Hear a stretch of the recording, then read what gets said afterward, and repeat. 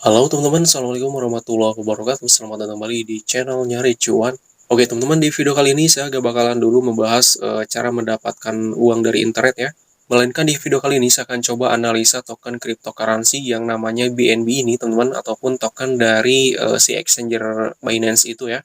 Jadi kenapa si token ini trennya naik terus dan harganya makin mahal teman-teman. Dan katanya si token BNB ini akan menjadi saingan terbesarnya Ethereum. Sekarang untuk harga satu Ethereum itu sekitaran 30 jutaan teman-teman ya. Nah, di sini juga kemarin saya sudah buatkan postingan ya seperti ini. Untuk harga pas kemarin saya buatkan postingan ini, harga BNB menyentuh 474 US dollar ya. Dan seminggu sebelumnya telah saya buatkan postingan juga mengenai token BNB ini. Jadi postingan yang seminggu lalu itu saya buatkan harga BNB itu sekitaran 330 US dollar ya, karena waktu itu ada launchpad Teko Crypto teman-teman ya. Di postingan ini saya prediksi kalau harga BNB itu bakalan naik sampai 500 US dollar, dan kemarin saya buatkan itu harganya sudah menyentuh 474 US dollar teman-teman ya. Oke, di sini saya akan coba analisa token BNB ini, tapi sebelumnya analisa ini adalah analisa menurut pribadi saya sendiri teman-teman. Oke, langsung saja di sini saya akan coba masuk ke aplikasinya teman-teman ya. Jadi di sini saya akan coba analisa di aplikasi Binance-nya agar lebih mudah ya edukasi ke teman-temannya. Karena kalau misalkan saya coba analisanya di website mungkin teman-teman agak kurang paham ya. Oke, di sini untuk harga satu BNB sudah menyentuh lagi 490 US dollar atau sekitar 7 juta rupiahan. Nah, jadi teman-teman kenapa si token BNB ini harganya makin naik? Kalau misalkan saya coba analisa di marketnya ya, kita coba lihat dulu di market candle-nya. Kita klik di bagian menu ini ya. Nah, jadi teman-teman bisa dilihat ya di sini untuk candle-nya itu sudah tembus sampai di harga 492 US dollar, dan di sini dia sudah menembus titik resistennya ya. Nah, ini kan untuk titik resistennya itu di sini ya. Nah, di sini pada tanggal 4 itu sudah menyentuh titik resisten puncaknya, karena waktu itu di sini ya. Waktu itu di sini mengadakan launchpad toko kripto, teman-teman. Dan pas diadakan launchpad toko kripto itu, langsung si harganya itu naik ya. Di sini harganya langsung naik, teman-teman, dan sampai menyentuh ini ya. Nah, kemarin ini pada tanggal 4 kalau nggak salah ya.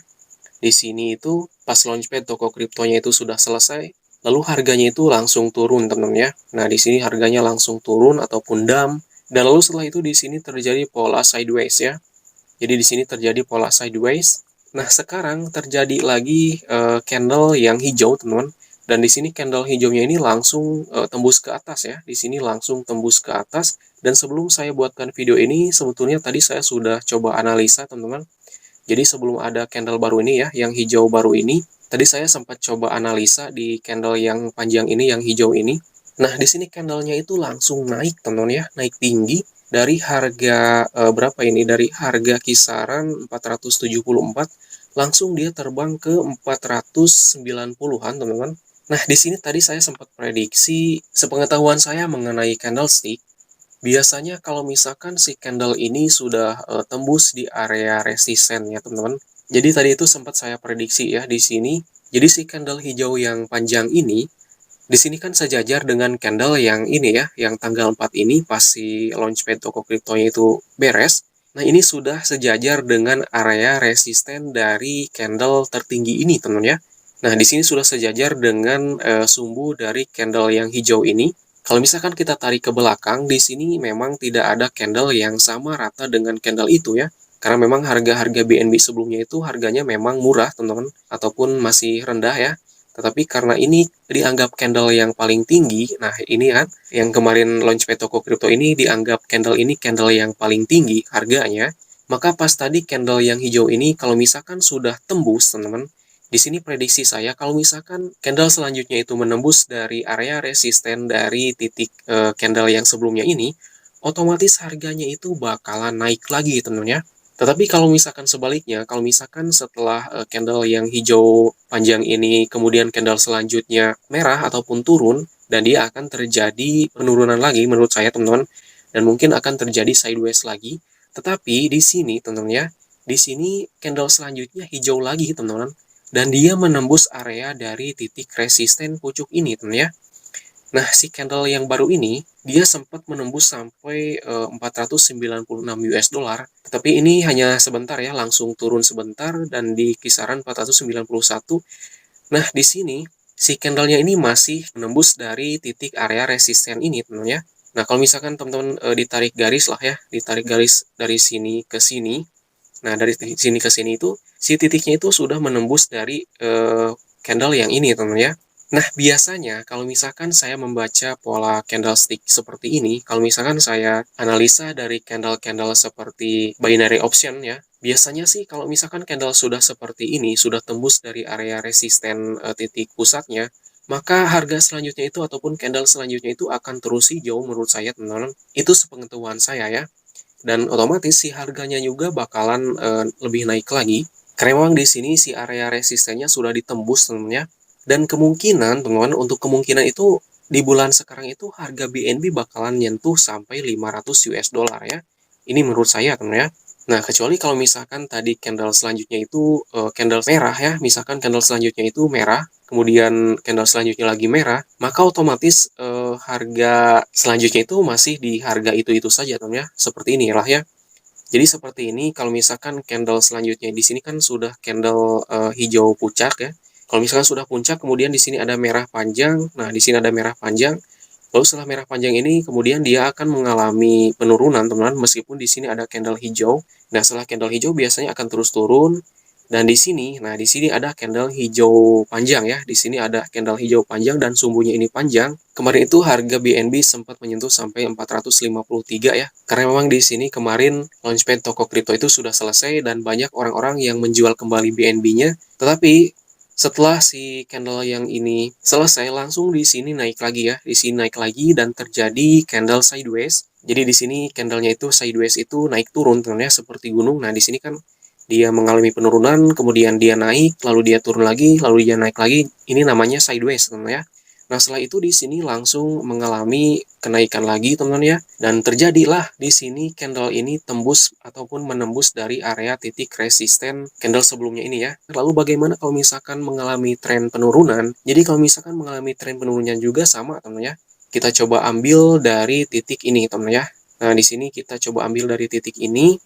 Jadi kalau misalkan mengalami trend bearish ataupun penurunan, maka di sini otomatis kalau misalkan harganya itu, misalkan nih ya, misalkan selanjutnya ini, candle selanjutnya ini merah, merah, merah, dan merah sampai titik ini misalkan ya. Tetapi di sini sih titiknya masih aman, teman-teman, walaupun misalkan turun juga, karena ini belum tembus sampai titik area dari titik support ya. Kalau misalkan ke bawah itu support, kalau misalkan ke atas itu resisten. Jadi kalau misalkan masih di titik aman ya, belum tembus area support, maka di sini harganya itu masih bisa naik lagi, teman ya. Tetapi sebaliknya, kalau misalkan harganya ini tembus sampai ke bawah lagi dan menembus titik dari area supportnya ya. Nah, kita coba ambilnya ini yang ini tadi, teman-teman ya, yang ini ataupun yang inilah ya, yang ini, teman-teman ya. Kalau misalkan ini kejauhan, teman-teman, kita ambilnya itu titik yang ini ya. Nah, ini titik area dari candle yang support ya. Nah, jadi kalau misalkan harga selanjutnya si BNB ini harganya itu merah terus, dan sampai dia itu tembus, teman-teman ya. Dia sampai tembus merahnya itu menembus dari area titik supportnya ya. Nah, kalau misalkan si harga ataupun si candlenya ini merah terus sampai tembus area supportnya, maka menurut saya otomatis harganya itu bakalan terus turun, teman-teman. Nah, akan tetapi kalau menurut saya sih, kalau si BNB ini, menurut saya gak bakalan bisa turun lebih jauh lagi, teman-teman ya. Karena ke depan si BNB ini akan mengadakan BNB burn ataupun burning. Nah, apa sih yang dimaksud BNB burning itu? Jadi BNB burning itu adalah pembakaran token BNB ya. Nah, jadi di cryptocurrency itu kalau misalkan ada suatu token yang mengadakan burning ataupun pembakaran, otomatis harga kedepannya itu bakalan lebih mahal, benar ya. Jadi burning itu adalah pengurangan supply tokennya. Misalkan nih, sekarang supply token BNB itu sudah menyentuh 100 jutaan token ya. Kemudian setelah itu BNB ini mengadakan burning ataupun pembakaran dan token supply-nya itu dikurangi menjadi misalkan 50 juta token, misal ya, ini misal. Nah, otomatis kan supply BNB di seluruh dunia itu berkurang, kan ya. Jadi kalau misalkan berkurang itu kan tokennya itu langka, teman, susah dicari ataupun susah dimiliki. Jadi kalau misalkan suatu token itu sudah susah dimiliki, otomatis harganya itu bakalan lebih mahal ya. Karena memang biasanya sih seperti itu ya. Nah, teman-teman, untuk memperkuat analistiknya, di sini saya akan coba gunakan indikator ya. Jadi apakah memang benar analisa saya ini apakah memang benar bakalan naik atau enggaknya? Di sini saya akan coba gunakan indikator MACD teman-teman ataupun indikator MACD. Oke, jadi di sini untuk indikator MACD ini bisa teman-teman lihat ya. Di indikator MACD ini terjadi perpotongan ya. Nah, di bagian sini kan dia terjadi perpotongan. Jadi dia itu di garis kuning dan juga garis birunya itu. Jadi si garis kuningnya itu sudah berpotongan dengan garis birunya ya, ataupun garis ungunya ini. Nah, jadi apa maksudnya untuk indikator MACD ini? Oke, jadi kita lihatnya itu garis kuningnya teman ya.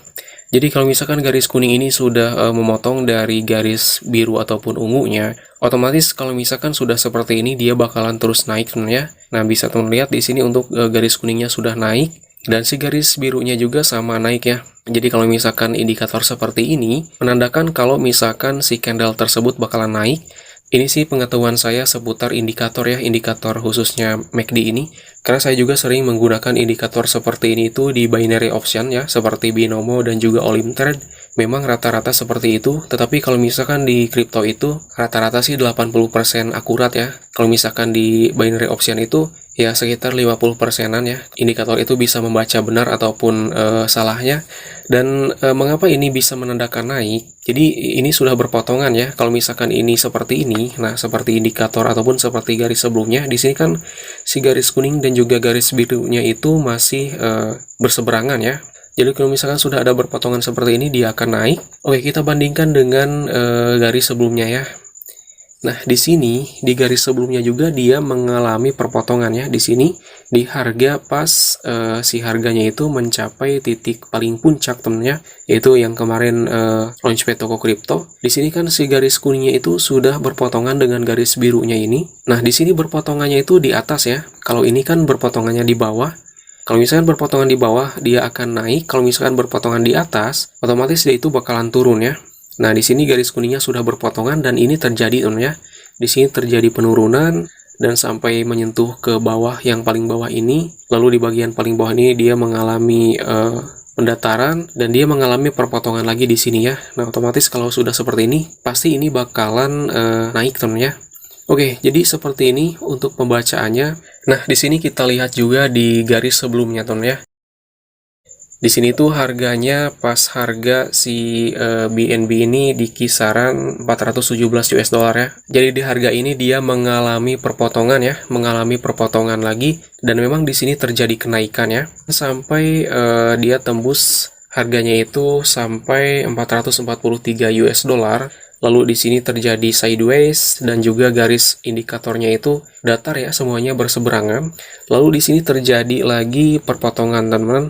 Nah, di sini terjadi perpotongan lagi dan ini cuma sebentar ya. Di sini cuma sebentar dia melakukan perpotongan 2 kali. Lalu di sini terjadi setelah perpotongan itu terjadilah kenaikan ya. Di sini dia memotongnya ke atas dan memang di candlenya juga dia naik ke atas ya. Kemudian di sini terjadi sideways, di sini di candlenya terjadi sideways. Di indikatornya juga sama ya, bersembangan. Kemudian di sini mengalami pemotongan, lalu di sini juga di candlenya turun ya. Oke, jadi seperti ini untuk membandingkan dengan indikator MACD. Lalu kita bandingkan dengan indikator parabolik ya. Di sini saya akan gunakan indikator parabolik. Nah, untuk indikator parabolik ini, teman-teman. Jadi untuk indikator ini kita coba perkecil. Nah, jadi untuk indikator parabolik ini mencakup dari semua candle ya, ataupun dari keseluruhan candle, mau itu dari titik area resisten dan juga supportnya. Dan untuk area titik resistannya ini diwarnai ataupun didominasi dengan warna kuning. Untuk titik supportnya ini didominasi dengan warna biru ya.